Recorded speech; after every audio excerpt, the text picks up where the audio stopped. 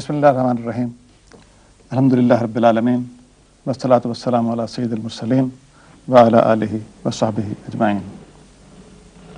عزیز و محترم ناظرین سامعین، تدریس القرآن کا آج دوسرا سبق ہے اور ہم آج کے سبق کی ابتدا بھی پہلے کی طرح قرآن پاک کی اس آیت کو دوبارہ پڑھ کر کرتے ہیں کہ رب کریم نے قرآن کو نصیحت حاصل کرنے کے لیے آسان بنایا ہے۔ فیسرنا القرآن للذکر، اور یہ رب کریم کا وعدہ ہے کہ اس نے قرآن کریم کو سمجھنے کے لیے، نصیحت حاصل کرنے کے لیے آسان فرمایا ہے۔ اور یقیناً اگر ہم تھوڑی سی توجہ، تھوڑی سی محنت اور نیت کی سچائی کے ساتھ اس مقصد کو حاصل کرنے کی کوشش کریں گے تو انشاءاللہ کوئی وجہ نہیں کہ ہم اس مقصد میں کامیاب نہ ہوں۔ پہلے سبق میں ہم نے، آپ کو یاد ہوگا، یہ دیکھا تھا کہ جو کچھ بھی ہمارے منہ سے نکلتا ہے، جو لفظ پہ نکلتا ہے وہ کلام ہوتا ہے، اور اس کے تین حصے ہوتے ہیں: اسم، فعل اور حرف۔ میں نے یہ بھی آپ کو بتایا تھا کہ اسم جو ہے، عربی کے اسم، وہ اردو زبان میں بڑی کثرت کے ساتھ استعمال ہوتے ہیں۔ تو آج ہم اسموں کی چند مثالیں دیکھیں گے۔ اسم کیا ہوتا ہے؟ کسی شے کا، کسی آدمی کا، کسی ایکشن کا نام جو ہے وہ اسم کہلاتا ہے۔ تو اب ہم اسم کی چند مثالیں دیکھتے ہیں، اور یہ مثالیں سب قرآن کریم میں سے ہی آپ کی سہولت کے لیے لی گئی ہیں۔ آپ دیکھ رہے ہیں نوح، شعیب، عزیر، زید، یہ چار نام آپ کے سامنے آئے ہیں۔ یہ چاروں قرآن پاک میں سے لیے گئے ہیں۔ پہلے تین نام جو ہیں وہ انبیاء کرام علیہم السلام کے نام ہیں، اور چوتھا نام جو تھا زید، وہ قرآن پاک میں استعمال ہوا ہے مشہور صحابی رسول پاک صلی اللہ علیہ وسلم کے منہ بولے بیٹے زید بن حارثہ کے لیے۔ ایک بات جس میں آپ غور کی ہوگی آپ نے، کہ ان کے سب ناموں کے آخر میں جو آخری حرف ہے اس پر دو پیش ہیں، ایک سیدھا پیش، ایک الٹا پیش۔ چنانچہ اسی لیے ہم اسے زیدن پڑھتے ہیں۔ البتہ ان چاروں ناموں کو اگر آپ وقف کر کے پڑھیں گے تو پھر زید پڑھیں گے، نوح پڑھیں گے، اس طرح پر۔ لیکن یہ جو دو پیش ہم نے ڈالے ہیں، جب تک عربی زبان میں جب ہم کسی اسم کو لکھتے ہیں تو اگر کوئی دوسری اور وجہ نہ ہو تو اسے دو پیش ڈال کر ہی لکھ دیتے ہیں۔ اس میں ہمیں کسی باریکی میں جانے کی ضرورت نہیں، بس آپ یہ اتنا یاد رکھیے۔ اب چند اور مثالیں دیکھیے۔ یہ مثالیں بھی اسی طرح سے اسماء کی ہیں، اسم کی جمع اسماء ہوتی ہے، ناموں کی ہیں، اور یہ نام جو آپ کے سامنے ہیں یہ سب بھی انبیاء علیہ السلام کے نام ہیں جو قرآن کریم میں آئے ہیں۔ آدم، ادریس، ابراہیم، اسماعیل، اسی طرح یہ سب پیغمبروں کے نام ہیں۔ اسرائیل، یہ بھی بنو اسرائیل تو آپ نے سنا ہے۔ اسرائیل حضرت یعقوب علیہ السلام کا لقب ہے، گویا اسرائیل اور حضرت یعقوب سے ایک ہی شخصیت مراد ہے۔ یہ اسرائیل کا لفظ عبرانی زبان کا لفظ ہے اور اس کے معنی ہے اللہ کا بندہ۔ جبریلو، میکالو، اسرافیلو، یہ تینوں نام فرشتوں کے نام ہیں۔ اور مثالیں دیکھیے، داؤدو، سلیمانو، حامانو، یہ تینوں مثالیں آپ کے سامنے ہیں۔ داؤد مشہور پیغمبر کا نام ہے، حضرت سلیمان علیہ السلام ان کے صاحبزادے تھے۔ حامان ایک شخصیت کا نام ہے جو وزیر تھا فرعون کا، قرآن پاک کا اس میں بھی تذکرہ آیا ہے۔ جالوت، طالوت، فرعون، یہ تینوں نام بھی قرآن پاک میں آئے ہیں۔ ان ناموں میں جو ابھی آپ کے سامنے آ رہے ہیں، آپ نے ایک چیز غور سے دیکھی ہوگی کہ جو پہلے چار نام آئے تھے ان میں تو تنوین آئی تھی۔ تنوین کیا ہوتی ہے معلوم ہے آپ میں سے کسی کو؟ جی آپ بتائیں گے۔ دو زبر یا دو زیر یا دو پیش۔ یا دو پیش۔ ٹھیک، تشریف رکھیں۔ یعنی دو زیر، دو زبر یا دو پیش آئیں تو اسے تنوین کہتے ہیں۔ تنوین کیوں کہتے ہیں اسے؟ تنوین اس لیے کہتے ہیں کہ آپ نے دیکھا اس میں نون کی آواز پیدا ہوتی ہے۔ دو زبریں ہوں یا دو زیر ہوں یا دو پیش ہوں، چونکہ نون کی آواز پیدا ہوتی ہے اس لیے اسے تنوین کہا جاتا ہے۔ اس کے ہمیں اس اصطلاح کی یاد کرنے کی ضرورت نہیں، لیکن میں نے اس لیے مناسب سمجھا ہے کہ آپ کو یہ بتا دیں کہ آئندہ جب ہم گفتگو کریں گے تو ذرا بات سمجھنے میں اختصار کے ساتھ آسانی رہے گی۔ تو اب آپ یہ دیکھا کہ یہ جو بعد میں نام آئے، پہلے 4 ناموں پر تو تنوین تھی، 2 پیشیں تھیں، لیکن ان میں سب پر ایک ایک پیش تھا، 2 پیش نہیں آئے بلکہ ایک ایک پیش تھا۔ اس کی وجہ کیا ہے؟ اس کے بہت سے اسباب ہیں، لیکن ہم پیچیدگی میں نہیں جائیں گے۔ آپ یہ یاد رکھیے، موٹی سی بات یہ ہے کہ جو نام بھی جو اسم معرفہ، اسم علم کسی کا نام ہو اور ہو وہ عربی کے علاوہ کسی اور زبان کا لفظ، تو اس پر تنوین نہیں آئے گی۔ اور تنوین نہ آنے کا مطلب کیا ہوگا کہ اس پر 2 زبر نہیں آئیں گے، 2 پیش نہیں آئیں گے، اس کے نیچے 2 زیر نہیں آئیں گے، اور اس کے علاوہ یہ نام جو ہوں گے ان کے نیچے ایک زیر بھی نہیں آ سکتی۔ جہاں ایک زیر آنی چاہیے وہاں بھی ایک زبر ہی آئے گا ایک زیر کی بجائے۔ اب ایک صورت اور بھی ہوتی ہے، ایک تو یہ آپ نے دیکھ لیا کہ یہ نام جو آئے تھے، مثلا جبریل ہے یا میکال ہے یا اسرائیل ہے، یہ نام جن کو پہلے گزرے یہ عربی زبان کے نہیں ہیں، اس لیے ان کے اوپر تنوین نہیں آئی۔ اس کے علاوہ اگر کوئی نام مؤنث ہو، مثلا کسی خاتون کا نام ہو، کسی عورت کا نام ہو، یا کسی شہر کا نام ہو جس کے ساتھ مؤنث کی علامت ہو، تو وہ بھی اسی تعریف میں رہیں گے۔ یہ آپ کے سامنے 2 مثالیں ہیں جو ہم نے قرآن پاک سے لی ہیں، بکہ اور مریم۔ مریم مشہور نام ہے، ہم اکثر نام یہ رکھتے ہیں، اور بکہ یہ قرآن پاک میں ذکر ہوا ہے اس کا، مکہ معظمہ کا یہ دوسرا نام ہے۔ تو یہ باتیں اب 2 آپ ذہن میں رکھیے کم از کم، کہ جس اسم معرفہ جو کسی کا نام ہو لیکن وہ عربی کا لفظ نہ ہو یا وہ مؤنث نام ہو تو اس پر پھر تنوین نہیں آئے گی۔ اب اس کے بعد ہم کچھ اور مثالیں دیکھتے ہیں۔ کافی سارے الفاظ آپ کے سامنے ابھی آئیں گے، اس میں پہلا اسم واحد ہوگا اور دوسرا اسم جمع ہوگا۔ رسول، اس کی جمع ہے رسل۔ رسول پیغمبر کے لیے آپ جانتے ہیں کلمہ ہم پڑھتے ہیں لا الہ الا اللہ محمد رسول اللہ، محمد صلی اللہ علیہ وسلم اللہ کے پیغمبر ہیں، پیغام لانے والا پیغمبر۔ عربی میں، جدید عربی میں یہ لفظ پیغمبر کے علاوہ عام میسنجر کے معنوں میں بھی استعمال ہوتا ہے۔ تو یہاں رسول اور اس کی جمع کیا ہے؟ رسل، رسولن، اور اگر آپ وقف کر کے پڑھیں گے تو رسل۔ اب اس کے بعد اس کے نیچے آپ دیکھیے ہم نے رسول کے لفظ کے ساتھ الف لام لگا دیا ہے، تو یہ ہو گیا الرسول۔ اس سے کیا فرق پڑا؟ دیکھیے 2 تبدیلیاں اس سے پیدا ہوئی ہیں۔ اب یاد رکھیے کہ کسی اسم پر جب ہم الف لام لگا دیتے ہیں تو اس سے 2 تبدیلیاں پیدا ہوتی ہیں، ایک لفظی تبدیلی اور ایک معنوی تبدیلی۔ لفظی تبدیلی تو یہ کہ اب اس پر تنوین نہیں آئے گی، جہاں 2 پیش تھے وہاں 1 پیش رہ جائے گا، جہاں اگر 2 زبر آ رہے ہوں تو 1 زبر رہ جائے گا، 2 زیر آ رہے ہوں تو 1 زیر رہ جائے گا۔ یہ تو لفظی تبدیلی ہوئی۔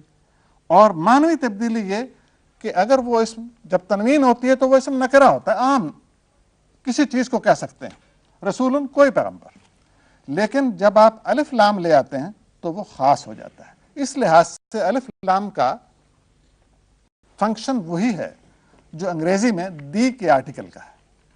مثلا جب ہم نے رسولن کہا تو اس کے معنی تھے پیغمبر، لیکن ایک پیغمبر، کوئی پیغمبر۔ لیکن جب الرسول کہا تو اس کے معنی ہو جائیں گے دی پروفٹ، کوئی خاص پیغمبر جس کا پہلے اثناء گفتگو میں ذکر ہو چکا ہے وہ مراد ہے۔ جو اثر بالکل دی کے آرٹیکل لگانے کا ہوتا ہے وہی عربی میں الف لام کے لگانے کا ہوتا ہے۔ اب مجھ سے آگے چل، کتابن، ایک کتاب، اور اس کی جمع ہے کتبن، یا اردو میں ہم استعمال کرتے ہیں کتب، اور ال لگے گا تو الکتاب اور الکتب، 2 پیشوں کی بجائے 1 پیش رہ جائے گا۔ قلم، ایک قلم، اقلام، بہت سے قلم، اب یہ جمع ہو گئی۔ القلم، ال لگانے سے دی پین، خاص قلم مراد ہو گیا۔ اور الاقلام سے بھی وہی چیز حاصل ہوئی. ایک بات آپ ساتھ ساتھ دیکھتے جائیں گے کہ یہ جو جمع بن رہی ہے اس کے لیے کوئی خاص قاعدہ استعمال نہیں ہو رہا. مثلا رسول کی جمع رسول بنی تھی، لیکن قلم کی جمع اقلام بنی ہے. اس کا وزن اور ہے، یہ اور سانچے سے بنائی گئی ہے.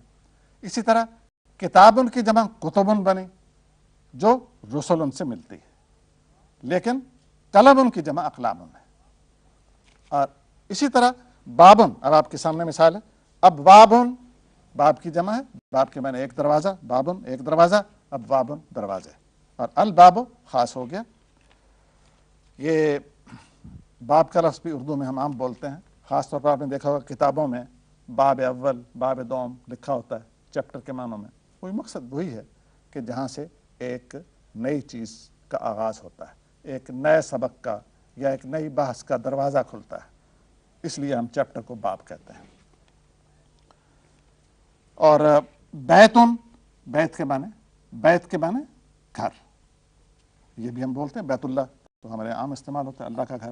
مکہ معظمہ میں کعبہ شریف کے لیے بیت اللہ کا لفظ ہم بولتے ہیں. بیوت اس کی جمع ہے بیوتن، اور الف لام کے لگانے سے خاص ہو جائے گا. بحرن، یہ ایک بات میں یہاں آپ کو بتاتا چلوں کہ یہ جو بڑی ہے ہوتی ہے نا، جیم والی ہے، ہم اسے اردو میں جو تلفظ کرتے ہیں وہ عربی کے تلفظ سے مختلف ہے ذرا. ایک تو یہ کہ ہم حلق سے نہیں نکالتے ہیں، وہ تو خیر ہے، لیکن اس کے علاوہ آپ یوں بھی کہہ دیتے ہیں کہ بحر کہہ دیتے ہیں، بحر. حالانکہ یہ لفظ، یہ جو ہے نا بہ کی آواز، یہ خالص ہندی آواز ہے. مثلا بہنا، دریا کا یہ پانی کا بہنا، بہنا، سہنا، رہنا، یہ رے کے بے کے سین کے اوپر زبر اور اس کے بعد ہے کہ یہ آواز جو پیدا ہوئی ہے یہ چھوٹی ہے، ہندی والی ہے، اور اس کی ہندی آواز ہے. جی اس میں ہم بحرن پڑھیں گے، ایسے کہنا چاہیے بحرن. اور جمع ہے اس کی بحارن اور ابحرن بھی. یہ آپ کے ذہن میں شاید سوال پیدا ہو، اتنی تفصیل میں جانے کا موقع تو نہیں ہے کہ جمع دونوں میں کیا فرق ہوتا ہے. کوئی بحارن میں اور ابحر میں ہوتا ہے معمولی سا فرق.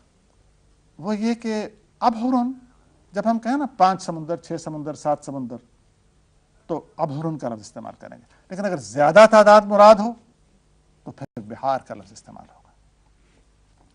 ال کے لگانے سے وہ خاص ہو جائے گا.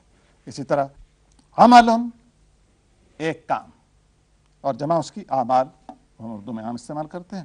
الف لام لگانے سے یہ دونوں خاص ہو جائیں گے. اب آپ یہ دیکھتے جائیے کہ جو جمع بن رہی ہیں ان میں کچھ کے وزن کچھ کے ساتھ ملتے ہیں، لیکن ضروری نہیں ہے کہ کوئی ایک معین، کوئی ایک مخصوص پیٹرن ہو جس کے مطابق جمع بن رہی ہو. ربن، ربن کے معنی ہے مالک، پالنے والا، پالنہار. اللہ تعالیٰ کے صفاتی ناموں میں سے ہے، لیکن عربی میں یہ مالک کے معنوں میں عام استعمال بھی اس کا ہوتا ہے. اسی لیے اس کی جمع اربابن ہے. ربن کی جمع اربابن، جیسے آپ اردو میں بولتے ہیں ارباب ثروت، دولت والے لوگ، ارباب علم، علم والے لوگ، یعنی علم کے مالک. الف لام لگانے سے یہ خاص ہو جائے گا. الرب خاص معنی میں استعمال، رب سے رب عام ہے، الرب خاص ہے. جی اور یومن ایک دن، الایام جمع ہوگی، یومن ایک دن، ایام یہ بھی اردو میں آپ عام یوم بھی بولتے ہیں، ایام بھی بولتے ہیں، اور الف لام لگانے سے خاص ہو جائے گا. بلدن ایک شہر یا ملک، اور جمع اس کی بلادن. یہ بلاد کا لفظ اردو میں استعمال ہوتا ہے. بلد واحد شکل میں ذرا کم، لیکن بلاد کا لفظ اردو میں عام مستعمل ہے. بلاد عرب، بلاد اسلامیہ ہم بولتے ہیں اسلامی ممالک کے لیے، اور البلد لگانے سے خاص ہو جائے گا. ابن ایک بیٹا، ابناء بیٹے، اور ال لگانے سے یہ خاص ہو جائے گا. یہ دونوں الفاظ بھی ہم جانتے ہیں کہ اردو میں عام استعمال ہوتے ہیں. ابن باپ، آبا اس کی جمع ہوگی، ہم اردو میں بولتے ہیں آبا و اجداد. آبا اب ان کی جمع ہے، اور اجداد جد یا جدن کی جمع ہے، جس کے معنی دادا کے ہوتے ہیں، آبا و اجداد یعنی انسیسٹرز، بزرگ۔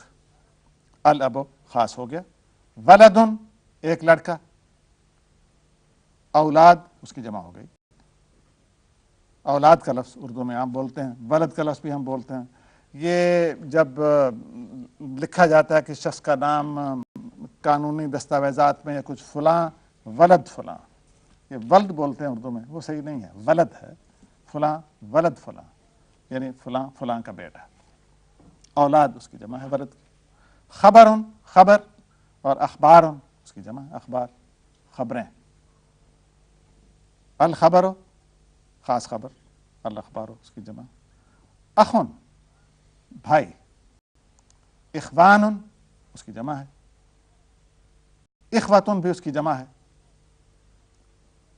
لیکن اخوتن بالخصوص ہم یوں سمجھ لیجیے کہ انگریزی میں جیسے بردرن کا لفظ استعمال ہوتا ہے کہ ضروری نہیں کہ بلڈ ریلیشن شپ ہو، ویسے تو اخوان کے لیے بھی ہم ضروری نہیں ہو کہ خونی رشتے کے لیے استعمال ہو، اخوان کا لفظ بھی وہ اپنے مرادی مجازی معنوں میں بھی استعمال ہو سکتا ہے۔ الاخو خاص ہو جائے گا، الاخوانو اس کی جمع ہو گئی۔ مصر کی ایک مشہور سیاسی جماعت ہے، دینی جماعت بھی ہے، الاخوان المسلمون، آپ نے نام سنا ہوگا، مسلمان بھائی، مسلم بردرن، مسلم برادرز، مسلم بردرہڈ۔ زوجن ازواجن، یہ تھوڑی سی میں آپ کی توجہ یہاں دلاؤں گا کہ زوج کے معنی ہیں بیوی، قرآن پاک میں بھی اسی معنی میں استعمال ہوا ہے اکثر و بیشتر۔ زوجہ کا لفظ ہم اردو میں استعمال کرتے ہیں جو صحیح ہے، لیکن زوج کا لفظ بھی بیوی کے معنوں میں ہی استعمال ہوتا ہے۔ جو لفظ خاص ہے خامند کے لیے وہ بالن ہے۔ زوج کا لفظ بالعموم زیادہ تر بیوی کے لیے استعمال ہوتا ہے، اور جو لفظ خامند یا شوہر کے لیے خاص ہے، صرف خامند کے معنوں میں استعمال ہوتا ہے، وہ ہے بالن۔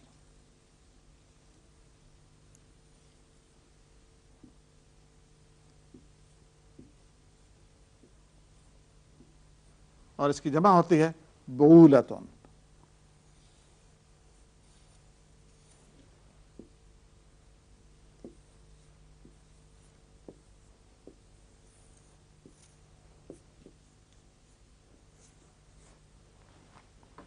تو اب آپ نے یہ دیکھا کہ ہم نے یہ جتنے نام ابھی ہمارے سامنے آئے، اور یہ سب کے سب قرآن پاک میں سے ہی منتخب کیے گئے تھے، ان میں ایک اسم واحد تھا اور اس کے بعد اس کی جمع بتائی گئی تھی۔ یہ جمع، اس میں آپ نے غور کیا ہوگا کہ اس کے لیے کوئی معین، کوئی مقرر ایک قاعدہ نہیں تھا کہ بس واحد کے ساتھ آپ یہ لفظ لگا دیں تو وہ جمع بن جائے گی، ایسی کوئی چیز نہیں تھی، مقرر نہیں تھا۔ گویا اسے آپ irregular جمع کہہ سکتے ہیں کہ یہ جمع بنانے، یہ جمع جو تھی اسے اصطلاحاً جمع مکسر کہتے ہیں ہم، لیکن آپ کو اس کی یاد رکھنے کی ضرورت نہیں ہے، مقصد صرف آپ یہ یاد رکھیں کہ اس میں اس کے لیے کوئی مخصوص قاعدہ نہیں ہے۔ اب آپ ایک اور جمع کے طریقے کی طرف آتے ہیں جس میں جمع بنانے کا ایک خاص قاعدہ مقرر ہے، اس کی مثالیں چند ایک آپ کے سامنے لاتے ہیں۔ دیکھیے، مسلمون ایک مسلمان، اور اس کی جمع مسلمون۔ اسی طرح مؤمنون ایک مومن، اور اس کی جمع مؤمنون۔ ان دو مثالوں سے آپ نے یہ دیکھ لیا ہوگا کہ ان دونوں میں جمع بنانے کا ایک خاص قاعدہ ہے، اور وہ قاعدہ کیا ہے کہ آپ نے واحد کے بعد واو اور نون کا اضافہ کر دیا ہے۔ لیکن ایک بات اور بھی اس میں یاد رکھنے کی ہے کہ واو پر ہم نے جزم دیا ہے اور نون پر زبر دیا ہے۔ مسلمون، مومنون، یہ اس کی جمع بنی ہے۔ مسلمون مسلم مرد کے لیے استعمال ہوتا ہے، مومنون مومن مرد کے لیے استعمال ہوتا ہے مذکر۔ تو گویا یہ جو مسلمون اور مومنون ہے یہ جمع ہے، مذکر کی جمع ہے، اور دوسرے یہ ہے کہ یہ ایک خاص طریقے سے بنی ہے جس کا قاعدہ ایک ہی ہے، وہ بدلتا نہیں ہے، وہ سالم رہتا ہے، اور اس میں واحد کی شکل بھی مور اور لیس برقرار رہتی ہے جمع کے اندر بھی۔ مسلمونوں میں بھی آپ نے دیکھا کہ مسلمون میم سین لام میم وہ اسی طرح موجود ہیں جمع کے اندر بھی، اس لیے اسے ہم کہتے ہیں کہ یہ جمع مذکر سالم، جمع ہے، مذکر کی بنی ہے اور سالم ہے، اس لیے کہ اس میں قاعدہ وہی چلتا رہا ہے۔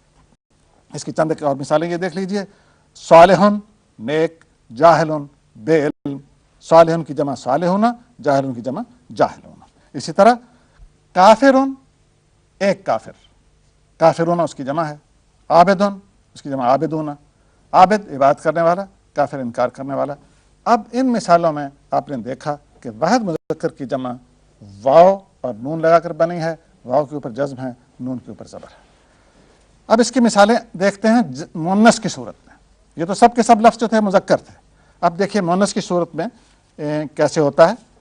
آپ کے سامنے ہے مثال ایک، آیتن ایک آیت۔ آیت کے لفظی معنی ہے نشانی، لیکن اصطلاح کے طور پر ہم قرآن پاک میں کلام کا جو ایک جز ہوتا ہے اس کے لیے بھی آیت کا لفظ استعمال کرتے ہیں، جب اس کی آیات ہوتی، اور ہے بھی وہ ٹھیک، نہایت مناسب استعمال ہے، کیونکہ بلا شبہ قرآن پاک کی ایک ایک آیت جو ہے وہ اللہ تعالیٰ کی نشانی ہے۔ جمع اس کی ہے آیاتن، تو اس کی جمع کیا بنی کہ آخری جو گول تے تھی اس سے پہلے ہم نے ایک الف کا اضافہ کر دیا اور اس گول تے کو لمبی تے میں بدل دیا، تو آیاتن کی جمع ہو گئی آیاتن۔ اب اس کے بعد ال لگ گیا تو وہ تنوین ہٹ گئی، الآیاتو اور الآیاتو رہ گیا۔ مؤمنتن ایک مومن خاتون، ایک مومن عورت، جمع اس کی اسی طرح سے تے کے پہلے الف لگایا اور گول تے کو لمبی تے کر دی، مومناتن، المومناتو خاص ہو گیا۔ مسلمتن ایک مسلمان عورت، اسی قاعدے سے تے سے پہلے الف اور گول تے کو لمبی تے کر دی، مسلماتن مسلم عورتیں۔ تو اب آپ نے بنتن ایک لڑکی، ابن ہوتا ہے نا بیٹا، اس کی مؤنث ہے ابنتن، لیکن الف بسا اوقات گرا دیا جاتا ہے اور عام لفظ جو ہے وہ بنتن ہے، بنتن کے معنی بیٹی، بناتن اس کی جمع ہے اور ال لگانے سے وہ خاص ہو جاتا ہے۔ تو یہ مثالیں آپ کے سامنے مؤنث کی آ رہی ہیں۔ امہ، امن چچا، امتن چچی کو بھی کہہ سکتے ہیں، پھوپھی کو بھی کہہ سکتے ہیں۔ امات اس کی جمع ہے یا اماتن اور الما خاص ہو جائے گا۔ خالتن، خال عربی میں ماموں کو کہتے ہیں، خالتن خالہ ماں کی بہن، خالن ماں کا بھائی، والدہ کا بھائی، خالن، اور خالتن والدہ کی بہن، الخالہ، اور جمع کا وہی طریقہ ہے کہ ہم لمبی طے کر دی اور الف اس سے پہلے لگا دیا۔ جنتن باغ، جناتن اس کی جمع ہے، یہ لفظ مؤنث ہے، ہم معنی جو کرتے ہیں باغ ہمارے لحاظ سے مذکر ہے، لیکن جنتن کا لفظ مؤنث ہے، چونکہ اس کے آخر میں پکی نشانی مؤنث کی گول تے جو ہے وہ موجود ہے۔ تو یہ جنتن ایک باغ، جناتن اس کی جمع ہو جائے گی۔ جنہ ہم جو بہشت کے لیے استعمال کرتے ہیں وہ بھی اس لیے کہ اس میں باغات ہیں، اور یہ عام باغ کو نہیں کہیں گے بلکہ ایسا باغ جس میں سایہ دار درخت، بڑے گھنے گھنے پیڑ ایسے ہوں کہ انہوں نے گویا چھت ڈال رکھی ہو، اتنے پیارے منظر کی منظر کشی جنتن کے لفظ سے ہی ہو جاتی ہے، کیونکہ لفظی معنی جنہ کے ہیں چھپانے کے، اور اسی لیے اگر جیم پر آپ پیش پڑیں جنہ تو اس کے معنی ہوتے ہیں ڈھال، شیلڈ جو پروٹیکٹ کرے، سامنے آئے، رکاوٹ بن جائے، ڈھانپ لے، کور کر لے۔ اور مجنون آپ بولتے ہیں، جنون آپ بولتے ہیں، جنون جس کی عقل پر پردہ پڑ جائے، عقل پر پردہ پڑ جانا جنون دیوانگی، اور مجنون اسی طرح سے۔ تو یہ اب آپ نے جو الفاظ دیکھے ان سب مثالوں میں یہی ہے کہ مؤنث کے شروع میں آپ نے الف لگایا اور آخر میں جمع کی تے لگا دی تو اس سے جمع بن گئی۔ اب وہ جمع بھی ہے، مؤنث کی جمع ہے، اور اس میں واحد کی شکل باقی رہتی ہے، قاعدہ بھی ایک ہی سلامت رہتا ہے، اس لیے ہم اس کو جمع مؤنث سالم کہتے ہیں۔ اسی پر آج کے سبق کا ہم اختتام کرتے ہیں۔ اگلے سبق میں ایک چھوٹی سی چیز کا اور اضافہ کریں گے اور پھر ہم واحد اسم کی بجائے مرکبات کی طرف، کہ زیادہ اسم مل جائیں، دو چار اسم مل جائیں تو کیا بنتا ہے، کیا صورتیں اس کی ہو سکتی ہیں، پھر اس کی طرف ہم اپنے سبق کا سفر انشاءاللہ جاری رکھیں۔